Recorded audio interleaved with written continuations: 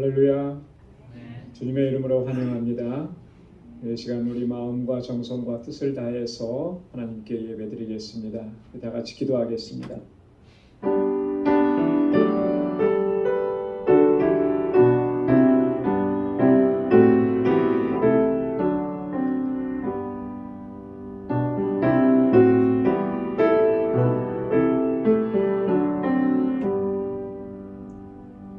하나님이여, 나를 긍휼히 여기시고 나를 긍휼히 여기소서.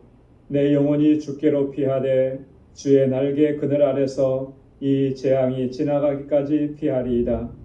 내가 지극히 높으신 하나님께 부르짖으며 곧 나를 위하여 모든 것을 이루시는 하나님께로다. 저가 하늘에서 보내사 나를 삼키려는 자의 비방에서 나를 구원하실지라. 하나님이 그 인자와 진리를 보내시리로다. 하나님이여, 주는 하늘 위에 높이 들리시며 주의 영광은 온 세계 위에 높아지기를 원하나이다. 아멘. 은혜로우시고 자비하신 여호와 하나님 아버지, 오늘도 이 저녁에 주님의 거룩하신 보좌 앞으로 저희들을 불러주시고 이렇게 하나님을 경배하고 찬양하며 예배케 하시니 감사합니다. 지난 성일후 3일 동안도 저희들의 삶을 눈동자와 같이 지켜주시고 하나님의 그 선하신 손길로 인도해 주심에 감사합니다. 오늘 이 시간도 그 은혜를 기억하며 감사와 감격으로 하나님을 찬양하고 예배하는 저희들 되게 하여 주옵소서. 우리 가운데 좌정하셔서 우리의 예배를 받아 주옵시고 오늘도 예배하신 주님의 크신 은혜와 평강을 덧입혀 주옵소서. 예수님의 이름으로 기원하옵나이다. 아멘. 전능하사 천지를 만드신 하나님 아버지를 내가 믿사오며 그 외아들 우리 주 예수 그리스도를 믿사오니 이는 성령으로 잉태하사 동정녀 마리아에게 나시고 본디오 빌라도에게 고난을 받으사 십자가에 못 박혀 죽으시고 장사한 지 사흘 만에 죽은 자 가운데서 다시 살아나시며 하늘에 오르사 전능하신 하나님 우편에 앉아 계시다가 저리로서 산 자와 죽은 자를 심판하러 오시리라. 성령을 믿사오며 거룩한 공예와 성도가 서로 교통하는 것과 죄를 사하여 주시는 것과 몸이 다시 사는 것과 영원히 사는 것을 믿사옵나이다. 아멘. 찬양으로 하나님께 영광 돌리겠습니다. 괴로울 때 주의 얼굴 보라.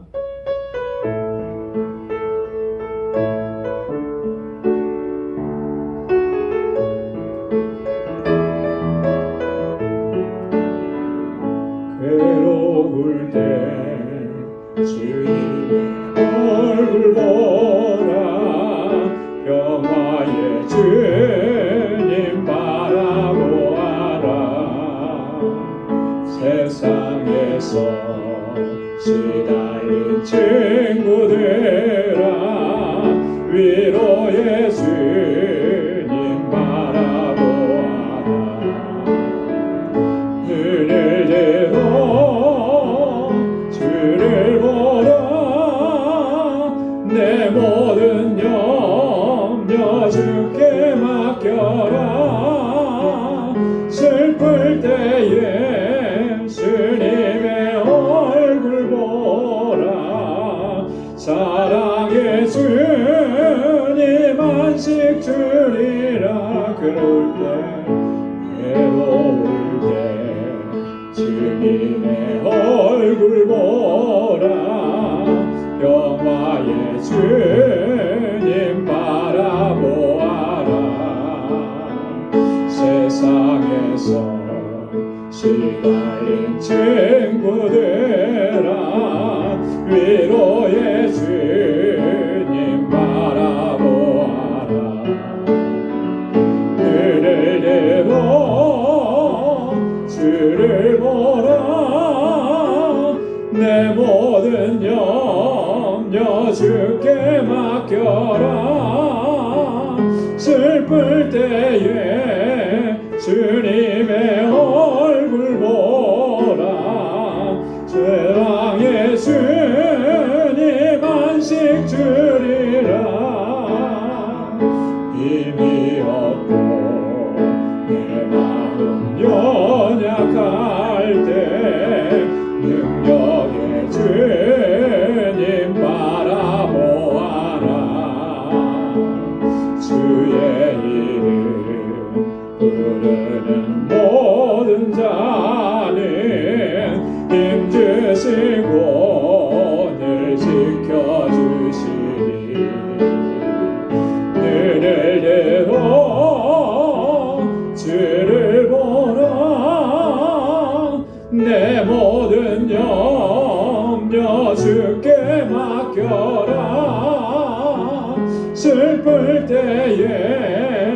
주님의 얼굴 보라. 사랑의 주님 안식 주리라. 눈을 들어 주를 보라. 내 모든 염려 주께 맡겨라. 슬플 때에 주님의 얼굴 보라. 사랑의 주님 안식 주리라. 아멘. 주님의 얼굴 바라보기 바랍니다. 주님께서 우리에게 참 위로와 평강을 더해 주실 줄로 믿습니다. 내 진정 사모하는 우리 힘차게 박수하면서 찬양하겠습니다.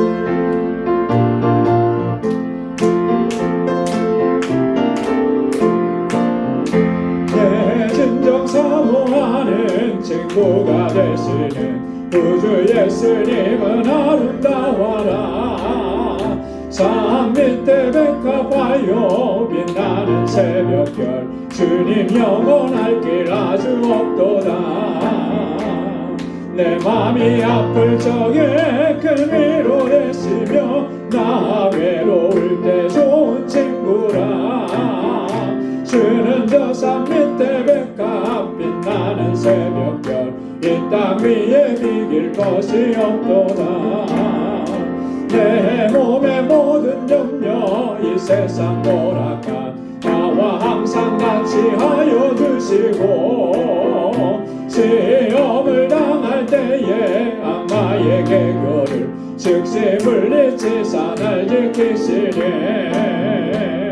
온 세상 날 버려도 주 예수 안 버려 끝까지 나를 돌아보시니.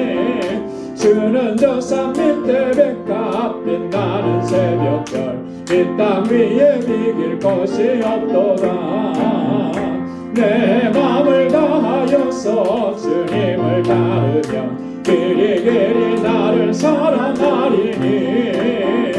물불이 두렵지 않고 참범이 겁없네. 주는 높은 산성 내 방패시라. 내 영혼 먹이시는 그네 누리고 나 친히 주를 뵙기 원하네. 주는 저 산 밑에 백합 빛나는 새벽별 이 땅 위에 비길 것이 없도다. 내 맘을 다하여서 주님을 따르면 길이 나를 사랑하리니. 물불이 두렵지 않고 창검이 겁없네. 주는 높은 산성 내 방패시라.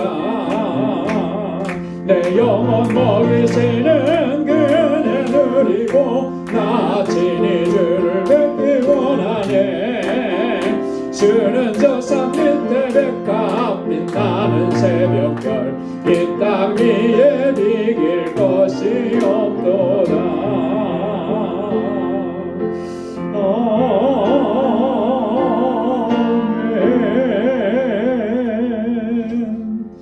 아멘. 오신실하신 주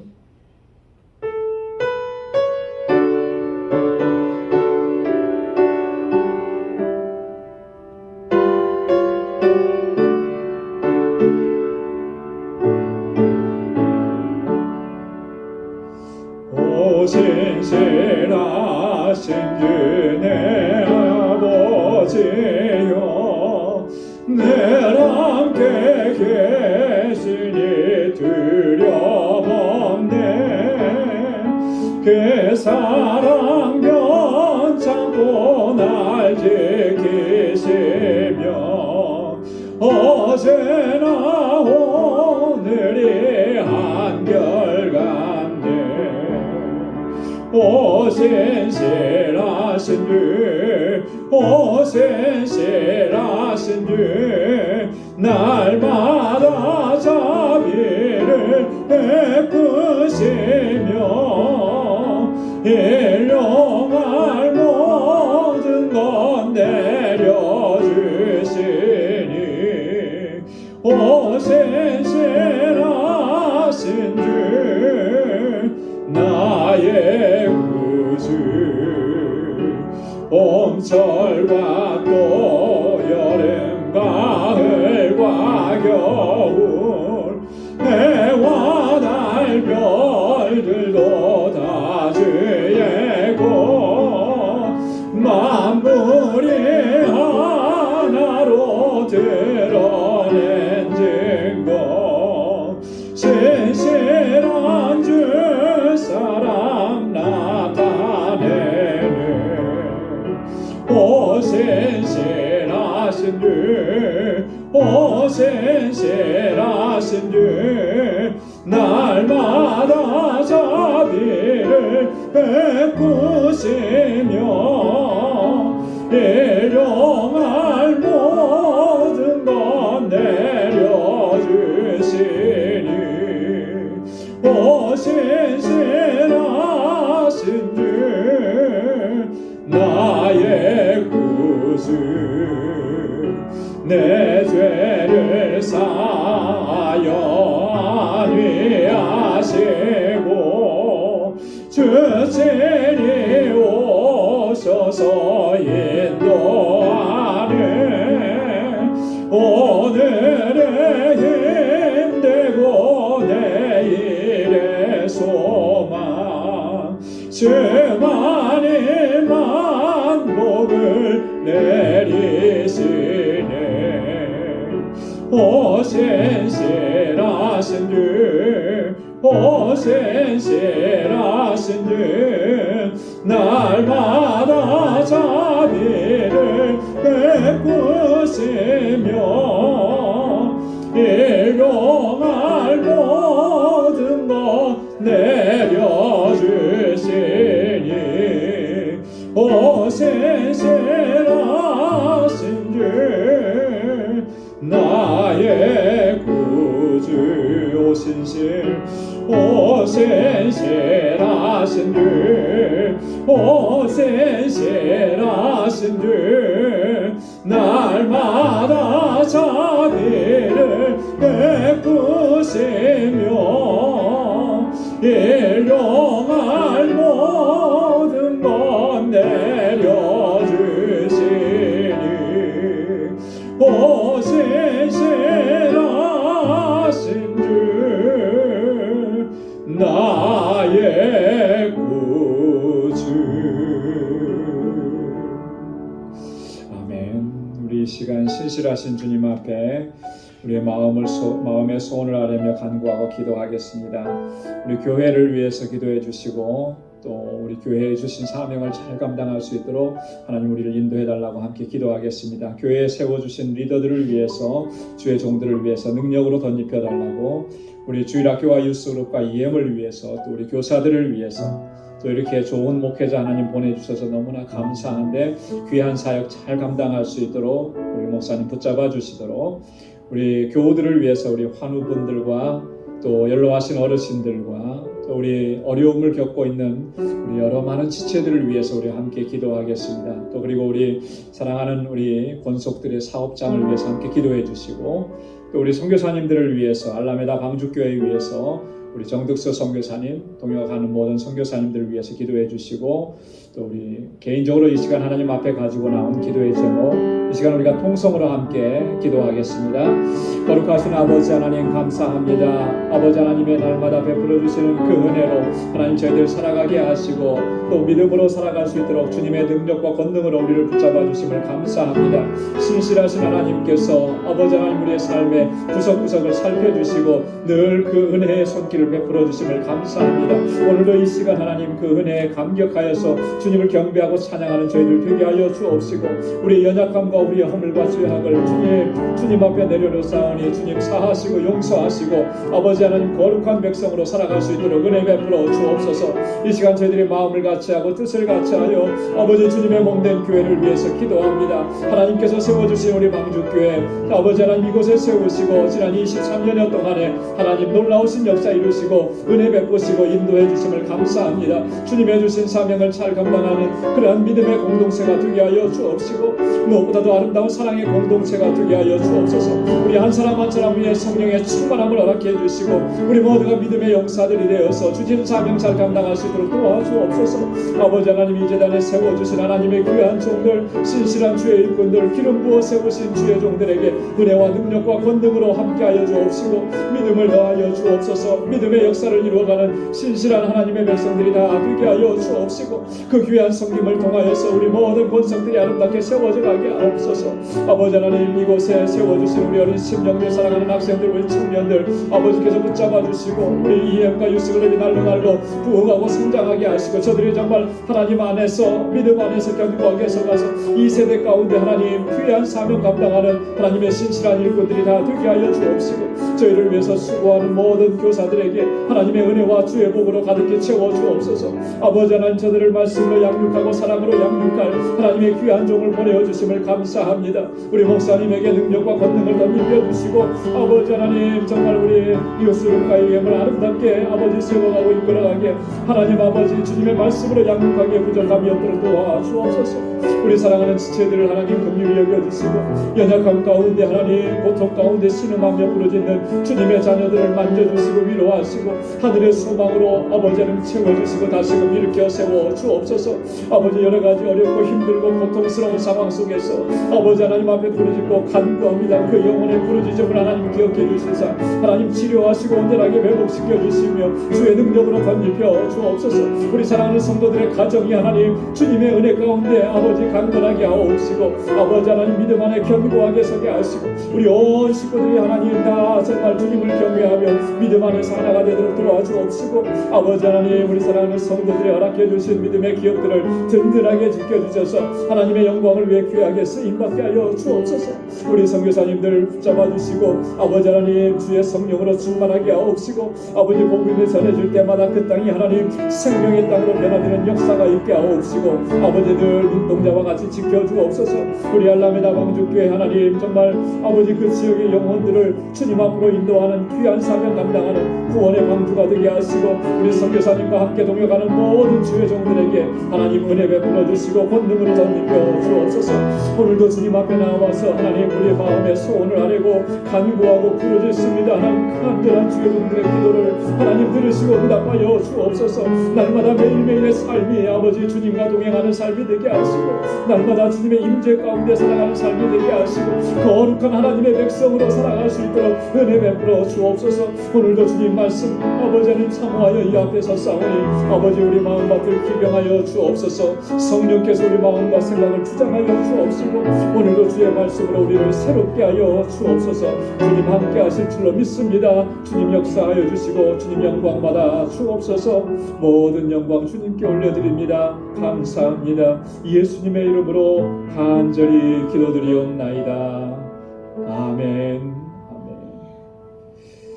아멘. 오늘 이 시간 하나님의 말씀을 같이 묵상하도록 하겠습니다. 오늘 함께 묵상할 하나님의 말씀은 고린도전서 제7장 1절에서 16절까지 말씀입니다. 고린도전서 제7장 1절에서 16절까지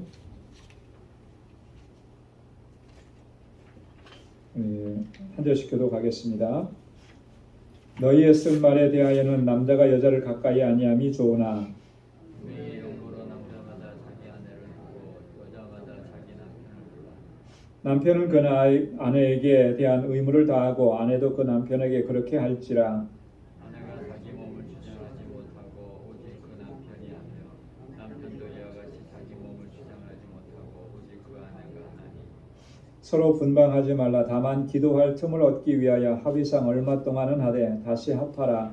이는 너희의 절제 못함을 인하여 사단으로 너희를 시험하지 못하게 하려 함이라. 나는 모든 사람이 나와 같기를 원하노라. 그러나 각각 하나님께 받은 자기의 은사가 있으니 하나는 이러하고 하나는 저러하니라. 내가 혼인하지 아니한 자들과 및 과부들에게 이르노니 나와 같이 그냥 지내는 것이 좋은지라. 만일 절제할 수 없거든 혼인하라. 정욕이 불같이 타는 것보다 혼인하는 것이 나으니라. 혼인한 자들에게 내가 명하노니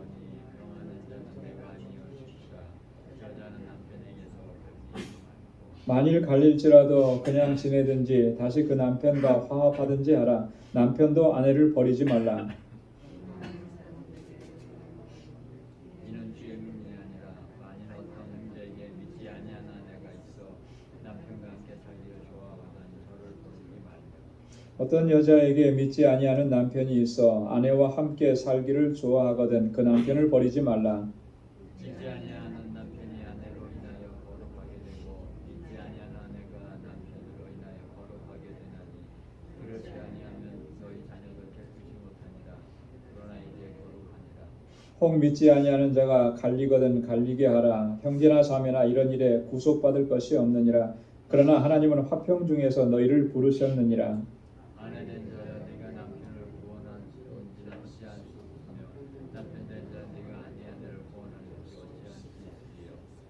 아멘. 오늘 함께 봉독할 말씀을 나눌 이 그 봉독한 말씀은 이제 그 지금까지 저희가 이렇게 묵상했던 말씀에서 약간 주제가 이제 바뀌는 겁니다. 큰 단락이 바뀌는 거예요. 어떤 의미에서 그러냐면 이제 그 고린도전서 우리가 지금 본론 부분을 지금 계속 말씀을 묵상하는데 본론의 시작이 고린도전서 1장 10절이었습니다. 1장 10절에서부터 우리 지난주에 묵상한 6장 20절까지 말씀은 이 바울이 글로에라고 하는 사람, 글로에 집으로부터 이 고린도 교회 내에 문제가 있다라고 하는 것을 소식을 듣게 됩니다. 그래서 그 문제점들에 대해서 하나하나 바울이 열거하면서 그들을 책망하고 권고하는 그런 내용이었습니다. 그래서 크게 세 가지 주제가 있었죠. 첫 번째가 분파와 파당의 문제였다 그랬습니다. 그리고 두 번째가 음행의 문제였다 그랬어요. 그리고 세 번째는 우리가 지난주에도 살펴봤듯이 교회 안에서 성도 간에 어떤 문제가 일어났는데 그걸 세상 법정으로, 사회 법정으로 가지고 가서 송사하는 문제, 이 문제에 대해서 바울이 이렇게 다뤘습니다. 이건 다 이 글로의 집편으로부터 고린도 교회가 이런 문제가 있다라고 하는 그런 것을 들은 거예요. 그래서 그 문제를 해결하기 위해서 바울이 이렇게 권고하고 때로는 책망하고 그랬던 거예요. 자, 그런데 이제 오늘 본문에서부터 7장 1절에서부터는 이런 내용입니다. 이 고린도 교회 성도들이 바울에게 편지를 하나 보낸 거예요. 그건 뭐냐면 교회 안에 이제 이런 것들로 인해서 서로 의견이 다른데 이런 신앙적인 문제, 이런 신앙적인 질문에 대해서 바울 선생님은 어떻게 답변을 해주시겠습니까? 그런 편지를 보낸 거죠. 자신들이 느끼고 있었던 그런 어떤 현안 문제들에 대해서 질문을 한 것에 대해서 바울이 답변해주는 그런 형식이라고 하는 거예요. 그래서 오늘 보면 1절 말씀에도 보면 너희의 쓴 말에 대하여는 이렇게 시작을 하죠. 너희가 기록하고 나에게 편지를 보내고 질문한 그 내용들에 대해서는 이제 이렇게 해서 쭉 풀어갑니다. 그래서 그 7장 오늘 본문에 제일 먼저 얘기하는 것이 결혼의 문제에 대해서 또 이혼의 문제에 대해서 이제 바울이 얘기해요. 고린도 교회 성도들 안에 이런 문제들로 인해서 고민하고 갈등하는 사람들이 많았다라고 하는 것을 우리가 알 수가 있는 거예요. 그 다음에는 보면 8장에 가면 우상의 재물을 먹는 문제에 대해서 또 얘기합니다.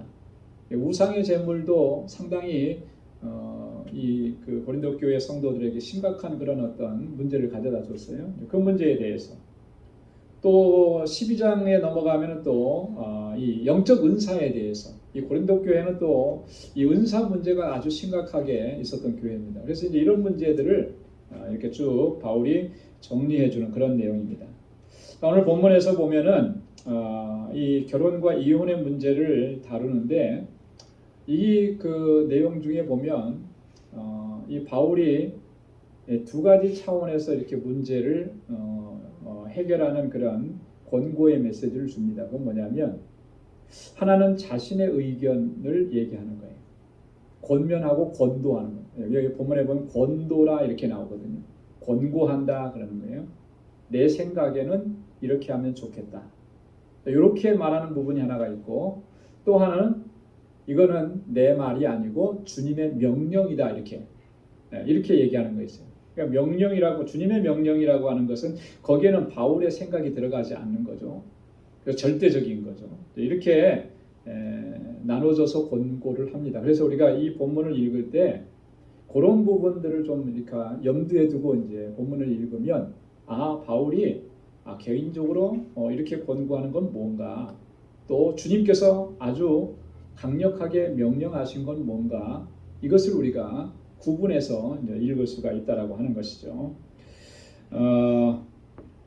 본문 우리가 16절까지 말씀을 읽었는데요. 이 7장 전체가 다 이 결혼에 대한, 그런 이혼에 대한 문제입니다. 그래서 아주 세세하게 바울이 얘기를 해요. 그냥 뭐 결혼관에 대한 일반론적으로 얘기하는 게 아니고 구체적으로 이런 사람에 대해서, 이런 사람에 대해서, 이런 사람에 대해서 이렇게 이야기를 하는데, 어떻게 얘기하는지 우리가 보도록 하겠습니다. 자, 오늘 본문 16절까지 읽었는데 1절부터 7절까지는 이 결혼과 부부 생활에 대한 전반적인 권고입니다. 일반적인 권고예요. 자, 그 다음에 이제 8절과 9절은 미혼자와 또 과부된 사람들에 대한 그런 권고입니다. 자, 그리고 10절부터 16절까지는 기혼자, 이미 결혼한 사람의 이혼하는 문제에 대해서 바울이 여기서 또 권면하는 거예요. 그래서 10절부터 16절까지. 오늘은 여기까지만 좀 살펴보려고 합니다. 자, 먼저 첫 번째 단락이 전반적인 권면인데요. 자, 1절 말씀에 보면 너희의 쓴 말에 대하는 남자가 여자를 가까이 아니함이 좋으나, 이렇게. 자, 뭔가 이제 결혼관에 대해서, 부부 생활에 대해서 고린도 교회 성도들이 질문을 했는데 그 질문은 뭔지를 몰라요. 그 편지가 아직 우리에게 남아 있지를 않으니까. 그런데 이제 이 내용을 보면 이런 문제로 질문을 했구나라고 하는 것을 알 수가 있죠. 그래서 너희의 쓴 말에 대해서는, 자, 남자가 여자를 가까이 아니함이 좋으나, 이게 뭘 얘기하는 거겠습니까? 남자는 여자를 가까이 하지 말아야 된다, 뭐 이런 명령이나 강력한 그런 이야기겠습니까? 도대체 남자가 여자를 가까이 아니하면 좋다, 이 말은요 이런 의미인 거예요. 결혼을 하지 않은 상태로 독신으로 있는 것이 좋다, 이런 표현인 거예요.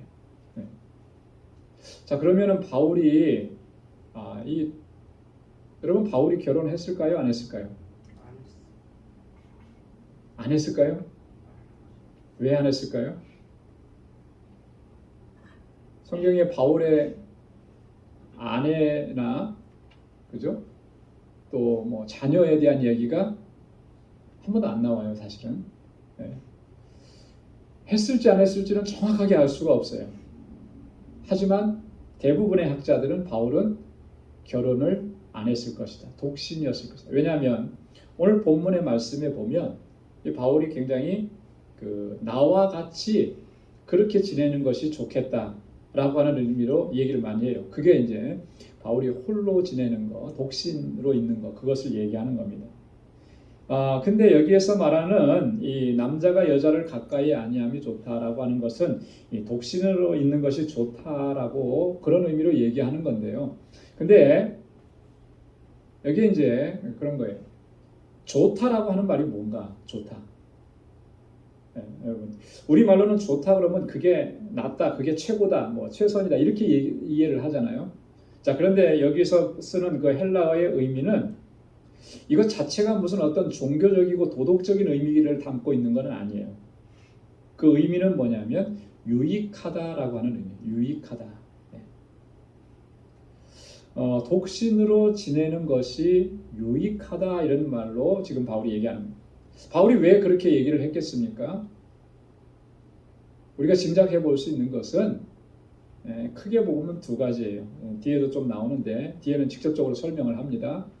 첫째는 복음을 전하고 이 주신 사명을 감당함에 있어서 그게 훨씬 더 유익하다, 내 경험으로 봤을 때. 그런 의미를 담고 있어요. 그 두 번째는 뭐냐면 이제 곧 주님이 오시면 주님이 오시는 때는 어떠한 때입니까? 환난의 때가 다가오는데 그 임박한 환난을 인해서 26절에도 보면 그렇게 나오거든요.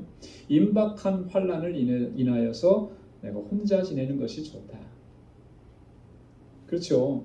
여러분 그런 어떤 어려운 상황이나 환경 가운데 처하게 될 때 아무래도 가족이 있고 그렇게 하다 보면 더 큰 어려움이 되고 더 큰 힘든 일이 될 수가 있으니까 그런 것들을 염두에 두고 바울이 이렇게 혼자 지내는 것이 더 유익하다 이렇게 이제 권고하는 것입니다. 자, 그런데 그것이 바울의 절대적인 명령이냐면 본문을 읽어봐 보면 그게 절대적인 명령은 아니라고 하는 거예요. 바울의 권고라고 하는 것입니다. 자, 왜냐하면 2절 말씀에 보면 또 이렇게 권고합니다. 음행의 연고로 남자마다 자기 아내를 두고 여자마다 자기 남편을 두라.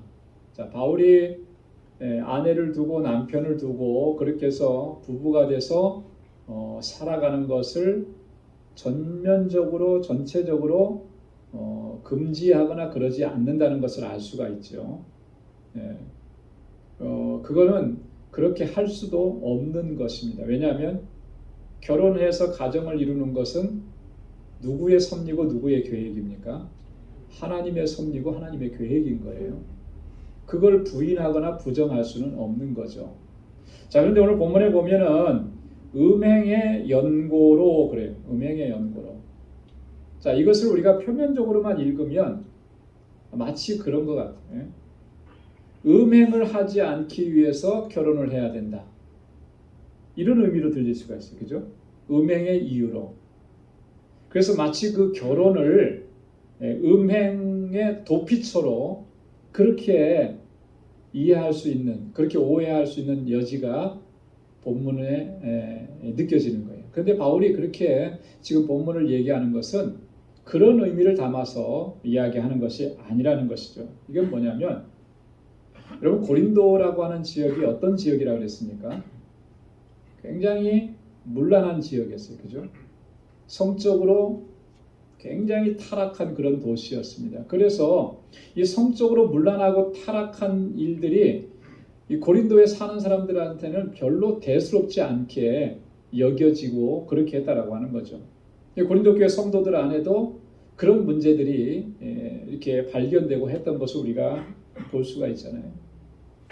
자, 그런 사람들을 향해서 바울이 지금 얘기하는 것은 뭐냐면 이 사람이 가지고 있는 이 성적인 본능이라고 하는 거, 이거는 뭐 식욕과 마찬가지로 본능적인 것들인데 그러한 본능적인 성적인 본능이 결혼이라고 하는 정상적인 관계 안에서만 허용되어지는 것이다 라고 하는 그런 의미를 담아서 오늘 바울이 이렇게 권고하는 거예요. 음행의 연고로 남자가 아내를 두고 여자는 자기 남편을 두라 라고 하는 말, 결혼관계 안에서만이 허용되는 것이다 라고. 여러분 이 바울의 교훈은 오늘 이 시대에는 정말 너무나 정말 중요한 교훈. 여러분 이 시대에 우리가 살아가는데 요즘 시대는 어떻습니까? 성경적으로 너무나 성경의 가르침에서 너무나 멀어져 버린 그런 시대 풍조를 우리가 볼 수가 있어요. 결혼관에 대해서 그런 어떤 이런 관계에 대해서 너무나 하나님의 말씀에 기초를 두지 아니하고 세상적인 흐름에 편승해서 그렇게 생각하는 경향들이 너무나 많죠. 젊은 사람들은 그런다 그래요. 한번 살아보고 결혼한다. 그죠? 살아보지도 않고 결혼하는 게 그게 그런 도박이 어딨냐 뭐 이렇게 얘기까지 한다 그러는데 여러분 이렇게 생각하는 젊은 사람들이 상당히 많아요. 적지 않습니다. 그런데 믿는 사람들도 믿는 크리스찬 젊은이들도 그런 생각에 동의를 하는 경우들이 적지 않다라고 하는 거예요. 이게 시대가 그렇게 흘러가니까 그런 흐름 속에 있는 거예요. 자, 이것이 과연 하나님의 말씀과 하나님의 가르침에, 하나님의 교훈에 합당한 것인가 라고 하는 거죠. 하나님께서 우리에게 주신 그 결혼의 질서는 단지 가정을 이루어서 자녀를 많이 낳고 후손을 번성케 하는 그런 의미만이 있는 것이 아니고 그 안에 이런 하나님의 창조 질서가 다 포함이 되어 있는 거거든요. 근데 그것을 무시해버리고 그것을 넘어서버리고 그 경계선을 무너뜨려버리면 여러분 가정이 견고해질 수가 없는 거예요. 오늘날의 가정들이 이렇게 무너지는 가장 큰 요인들은 바로 거기에 있다고 해도 과언이 아닌 것이죠. 이런 시대 속에서 우리 믿는 사람들이 어떤 가정관을 가지고 어떤 부부관을 가지고 어떤 결혼관을 가지고 살아가야 할 것인가 라고 하는 것은요, 우리에게 중요한 문제고 우리 자녀들에게도 중요한 문제라고 하는 것입니다. 그래서 오늘 바울이 오늘 이렇게 권고하는 것입니다. 자, 그러면서 3절에 남편은 그 아내에게 의무를 다하고 아내도 그 남편에게 그렇게 할지니라. 부부관계에 있어서 여러분 서로에 대해서 책임과 의무를 다해야 한다라고 하는 거예요. 여러분 부부는 어떤 관계냐면 동등한 관계입니다. 그죠? 동등한 관계예요. 예전에는 그렇지 않았죠. 바울이 이 편지를 쓸 때만 해도 그때 시대적인 상황은 부부는 결코 동등한 관계가 아니었습니다. 남성 본위의 사회, 남성 우월주의의 사회 속에서 아무리 아내라 할지라도 여자는 그 위치가 없었다라고 하는 거예요. 자, 이런 속에서 바울이 지금 뭘 얘기하는 거냐면 서로가 의무를 다해야 된다는 거죠. 네? 아내가 남편에 대한 의무와 책임만을 다하는 그런 관계가 아니고 이거는 그때 당시의 사회 풍조예요. 그러나 우리가 그리스도 안에 있는 그 그리스도 안에서 가정을 이룬 그 관계는 서로가 서로에게 책임과 의무를 다해야 한다라고 하는 것이죠. 그래야만 이 건강한 가정을 세워갈 수가 있는 것이고 어떠한 이런 유혹도 다 이겨낼 수가 있고 또 특별히 이 음행의 그 유혹을 이겨낼 수 있다라고 하는 바울의 권고인 것입니다. 그래서 우리 가정 안에서도 서로가 서로에 대해서 책임과 의무를 다해야 하는 거예요. 네. 누구 한 사람이 그 책임을 다 지고 누구 한 사람은 그 책임과 의무를 감당하지 않으면 그 가정이 건강한 가정이 될 수가 없죠. 그러한 부부관계가 건강한 부부관계가 될 수가 없는 거예요. 자, 근데 또 하나 우리가 중요하게 생각할 것은 4절에 바울이 또 이렇게 얘기합니다. 아내가 자기 몸을 주장하지 못하고 오직 그 남편이 하며 남편도 이와 같이 자기 몸을 주장하지 못하고 오직 그 아내가 하나니.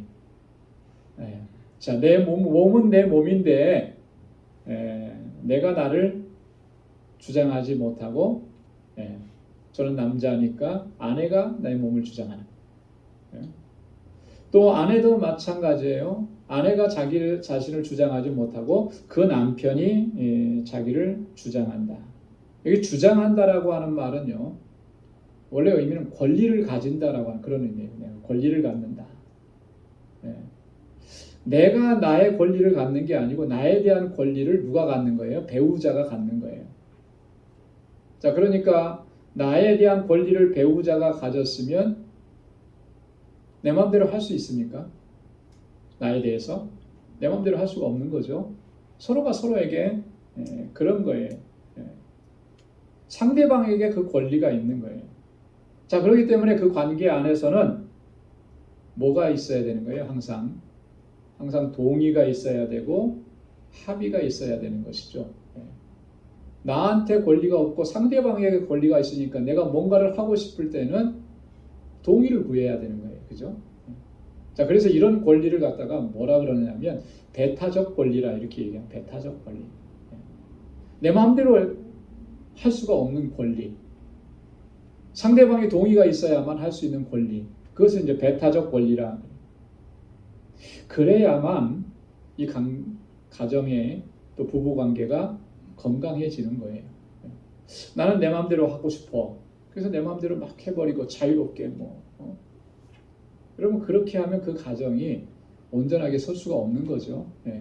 서로가 서로에 대해서 자기 마음대로 하겠다 그러면 그 가정이 건강하게 설 수가 없고 그 부부 관계가 온전하게 설 수가 없다라고 하는 거예요. 그렇기 때문에 여러분이 특별히 부부 관계에 있어서 어떤 자신의 야망을 채우려고 한다든지 자기의 욕망을 채우려고 한다든지 그래서 상대방 배우자에게 어떤 강제하고 착취하고 이런 일들은 있을 수가 없다라고 하는 거예요. 자, 그런데 아까도 말씀을 드렸듯이 바울이 이 편지를 쓸 당시의 그 사회상은 그러했어요. 거의 대체적으로 어떻게 했습니까? 거의 대부분이 남자가 아내에 대해서 강제하는 거죠. 남자가 아내의 모든 권리를 다 빼앗아 버리고 착취하는 거예요. 이런 구조 속에 있었던. 그러니까 이런 가정들이 건강해질 수가 없다라고 하는 거죠. 그리스도 안에서 가정을 이룬 성도의 가정은 나에 대한 권리가 상대방에게 있고 또 우리가 모든 일을 할 때에 서로 동의하고 합의하고 의견을 모아서 함께 가야 된다라고 하는 것. 우리가 꼭 그것을 기억하고 주님 안에서 건강한 가정으로 세워가야 할 줄로 믿습니다. 자, 5절에 보면 서로 분방하지 말라 이렇게 얘기합니다. 분방하지 말라라고 하는 것은 별거하지 말라 이런 뜻이에요. 부부가 서로 각방을 쓰지 말라 이제 이런 얘기입니다.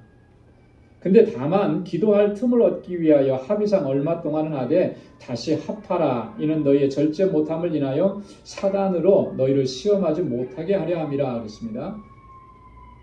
자, 대전제는 분방하지 말라. 결별하지 말고 그렇게 하지 말라. 근데 요럴 때는 가능하다. 뭐냐면 기도할 틈을 얻기 위해서. 기도할 때는 여러분 이 바울이 왜 분방하지 말라고 이렇게 권고를 했을까요?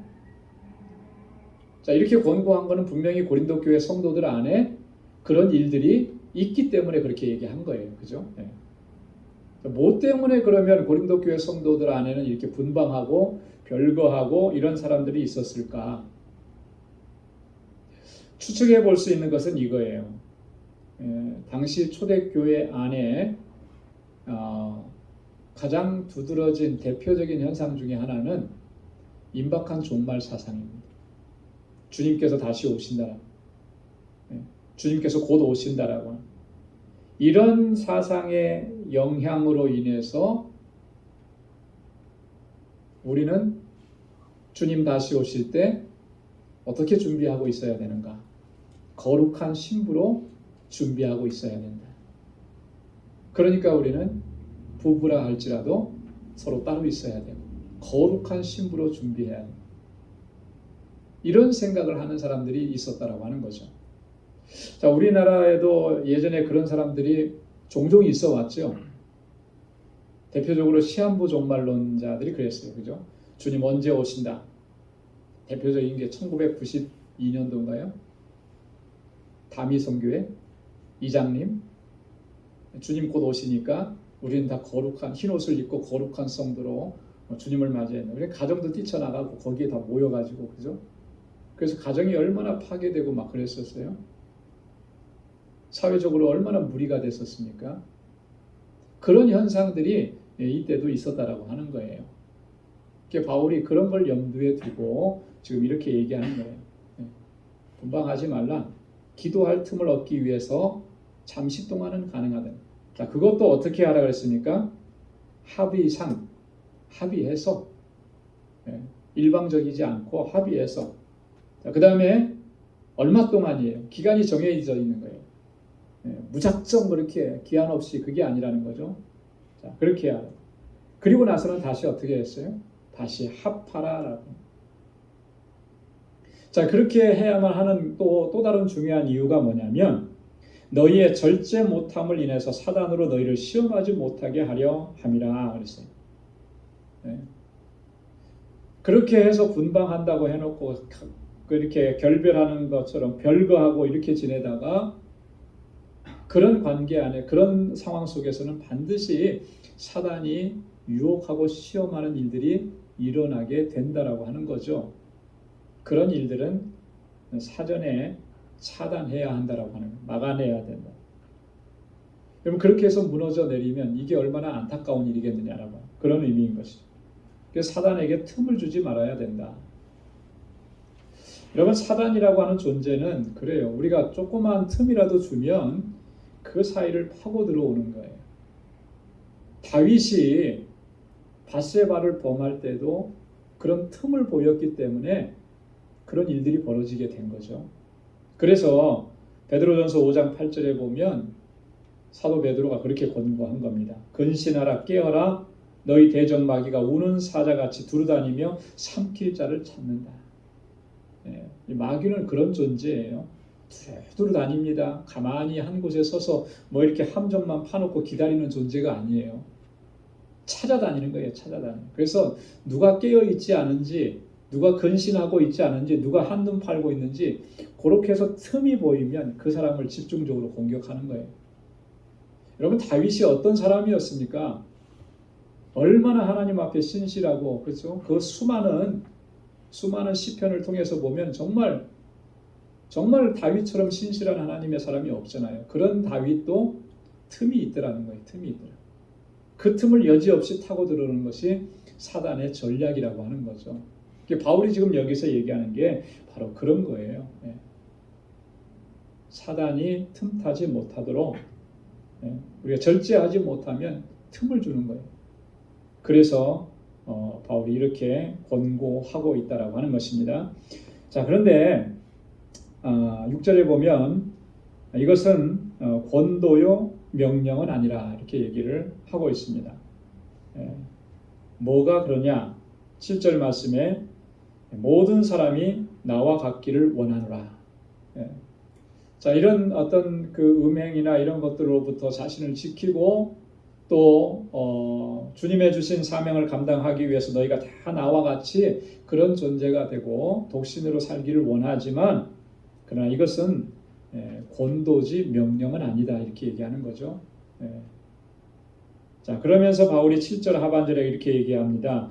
하나님께 받은 자기의 은사가 있으니 하나는 이러하고 하나는 저러하니라. 이게 무슨 말일까요? 하나님께 받은 은사가 있으니 하나는 이러하고 하나는 저러하니라. 여기 중요한 게요. 하나님께 받은 은사라 이렇게 설명을 합니다. 모든 사람이 나와 같기를 원한다고 그렇게 얘기했는데 그러면서 바울이 또 하는 얘기가 하나님께 받은 자기의 은사가 각각 있다. 이게 무슨 얘기일까요? 이건 이런 얘기입니다. 결혼을 하는 것도 하나님의 은사고 독신으로 나처럼 지내는 것도 하나님께서 주신 은사다. 이렇게 설명을 하는 거예요. 여러분 그 결혼과 독신은 여기서 하나님의 은사라고 이렇게 말씀한 내용을 비춰보면 여러분 결혼과 독신 이것이 우리가 임의로 결정할 수 있는 것이 아니라고 하는 것을 얘기하는 겁니다. 하나님의 은사라고 하는. 그렇죠? 뭐 나는 결혼 안 하고 혼자 살고 싶어 라고 요즘 젊은 세대는 그렇게 많이들 얘기해서 혼자 사는 사람들이 많다 그래요. 여러분 그것이 과연 하나님의 뜻에 부합하는 것일까? 여러분 부합하는 것입니까? 성경적으로는 그게 하나님의 뜻에 부합하진 않아요. 그렇잖아요. 내 임의로 나는 모든 게 다 귀찮으니까 혼자 살 거야. 물론 그게 참 이렇게 좀 이성적인 판단으로 그럴 수도 있겠다 생각은 들죠. 하지만 그게 과연 하나님의 뜻일까? 하나님께서 남자와 여자를 창조하신 것은 남자와 여자가 만나서 가정을 이루고 그죠?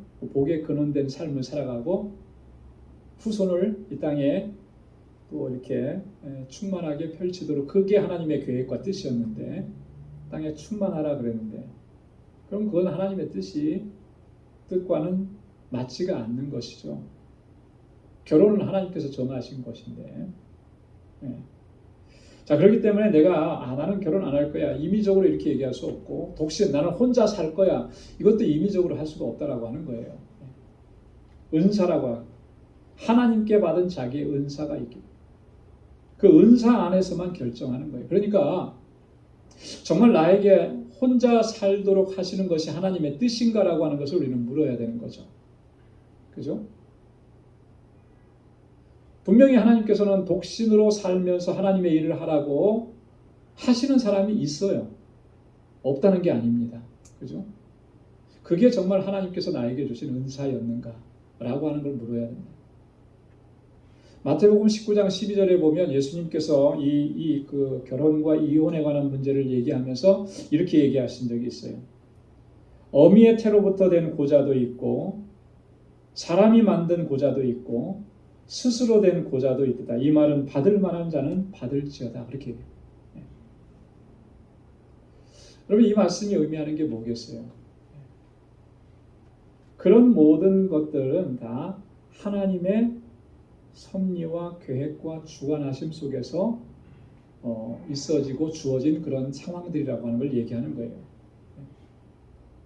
하나님께서 정하시지 않은 것을 내 임의대로 내 생각대로 내 마음대로 할 수 있는 권한이 우리에게는 없다라고 하는 그런 의미인 것입니다.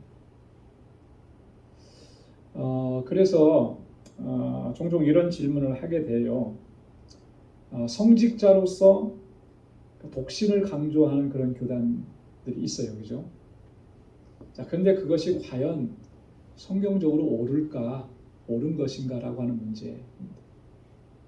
성경에도 보면은 제사장들이 독신으로 지내야 된다 하나님 그렇게 말씀하신 적 한 번도 없어요. 그죠? 성경에 보면은 그런 어떤 그 강제적으로 그렇게 말씀하시고 이야기하신 적이 결코 없으시다라고 하는 거예요.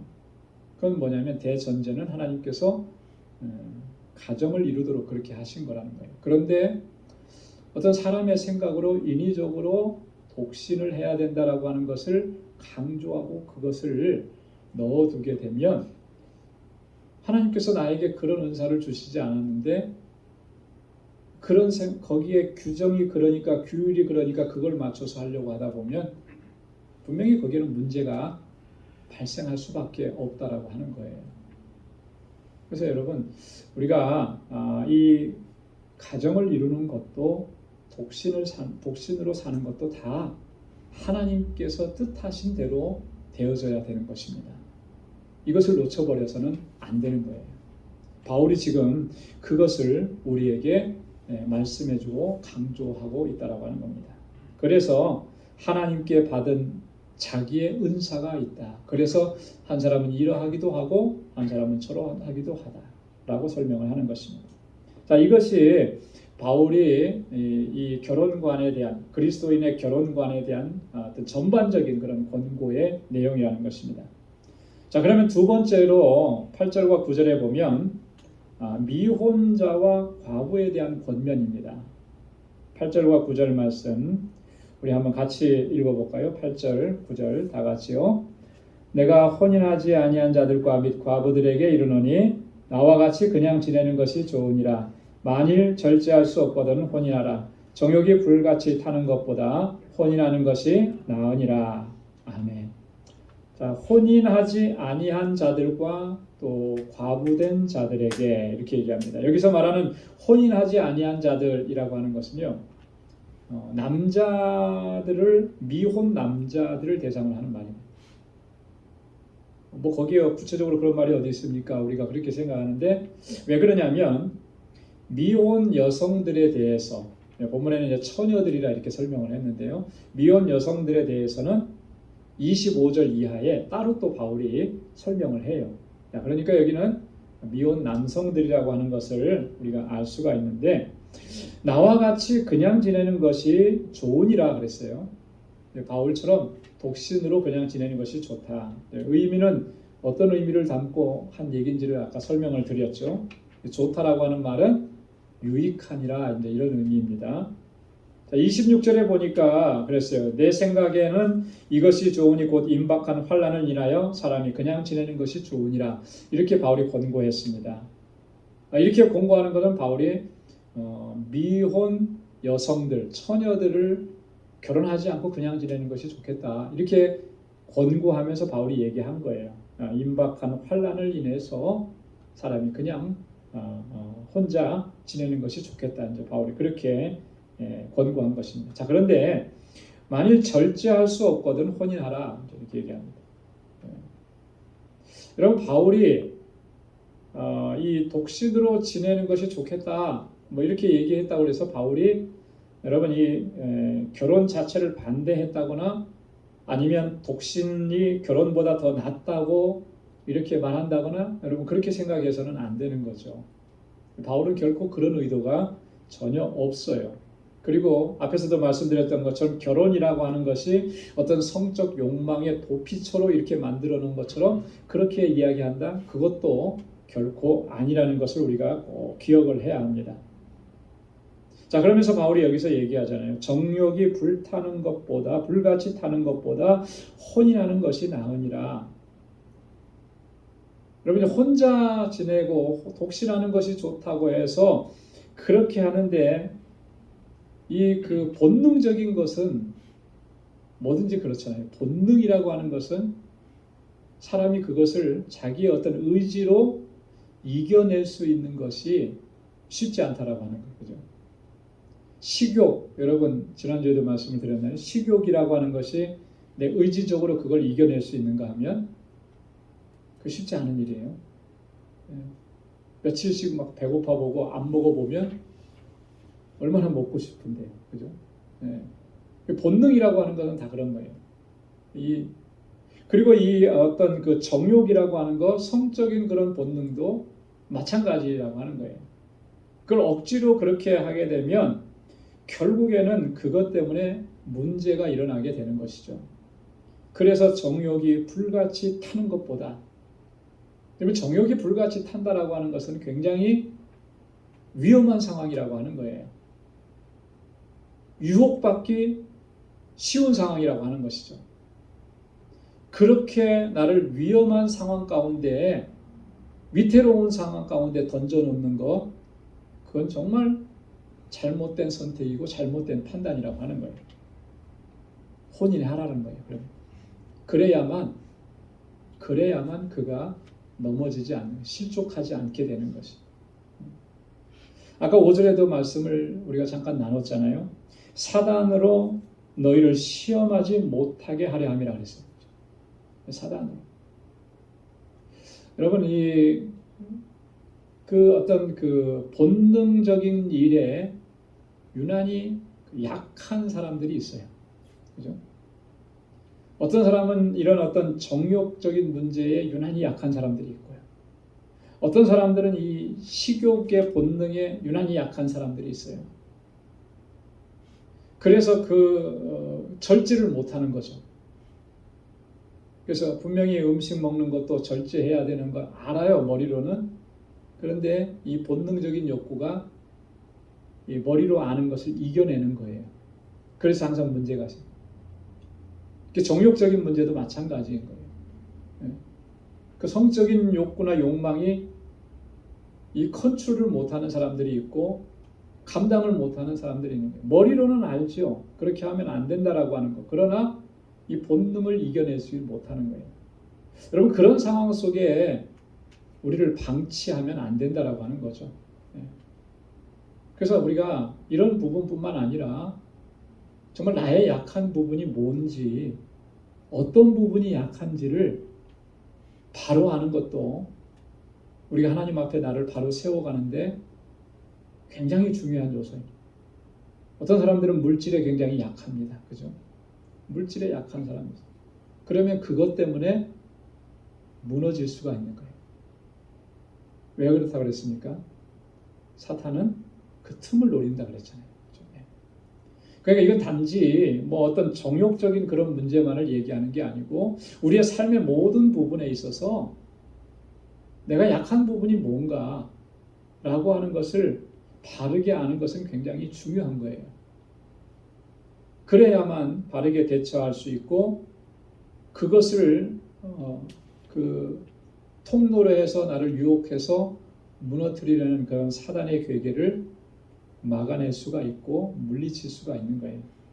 그 중에 하나가 바로 이거죠. 정욕에 불같이 타는 것보다 혼인하는 것이 100배, 1000배, 10,000배 유익하다라고 하는 것입니다. 바울의 이러한 권면은 단지 어떤 그런 가정, 부부관계가 건강해져야 된다 이것만을 얘기하는 게 아닙니다. 지금까지 이 모든 그 권고들은 다 그리스도 안에서 살아가는, 믿음 안에서 살아가는 성도들에게 권고하는 내용이거든요. 우리 하나님의 택하심을 받은 한 사람 한 사람이 하나님의 거룩한 백성으로, 하나님의 자녀로 견고하게 서야만, 또 그 공동체가 견고하게 서갈 수 있기 때문에 이런 신앙적인 문제와 이런 신앙 공동체의 이 건강을 위해서 바울이 이렇게 권고하고 있다라고 하는 것입니다. 여러분, 우리가 정말 이 바울의 권고하는 이 말씀들을 다시 한번 깊게 새기고 오늘 이 시간을 통해서 나의 약한 부분이 무언가라고 하는 부분을 다시 한번 점검해보고 하나님 안에서 주님의 주시는 은사와 은혜 안에서 강건하게 나를 세워가고 주님 앞에 그렇게 엎드리고 하나님의 도우심을 구하는 저와 여러분들이 다 될 수 있기를 주님의 이름으로 축원합니다. 10절 이하의 말씀은 우리 다음 주에 같이 이어서 함께 보도록 하겠습니다. 우리 다 같이 기도하겠습니다. 하나님 아버지 감사합니다. 저희들을 이렇게 하나님의 자녀로 삼아주시고 주님의 거룩하게 하심을 힘입고 은혜 안에서 살아갈 수 있도록 늘 인도해 주시니 감사합니다. 특별히 아버지 하나님, 주님의 섭리와 뜻 안에서 가정을 이루게 하시고 그 안에서 하나님의 주시는 놀라운 은혜와 은총을 덧입고 살아갈 수 있도록 하나님 우리 가운데서 역사해 주심을 감사합니다. 아버지 하나님, 주님 앞에 우리를 바로 세워가기에 부족함이 없도록 인도하여 주옵소서. 너무나 연약하고 또 너무나 부족해서 자주 넘어지고 쓰러지며 또 사탄의 유혹을 받을 때가 너무나도 많습니다. 하나님 우리를 불쌍히 여겨주시고 주님의 강하신 팔로 붙들어 주시고 하나님의 주시는 능력으로 매일매일의 삶이 승리의 삶이 될 수 있도록 인도하여 주옵소서. 거룩한 하나님의 백성으로 주님 앞에 서게 하시고 거룩하신 하나님의 뜻을 이루어가기에 부족함이 없는 주의 종들로 저희들을 세워 주옵소서.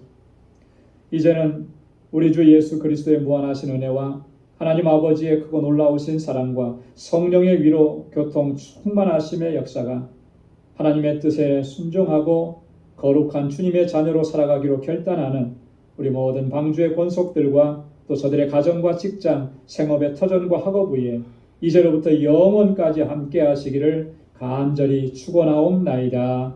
아멘.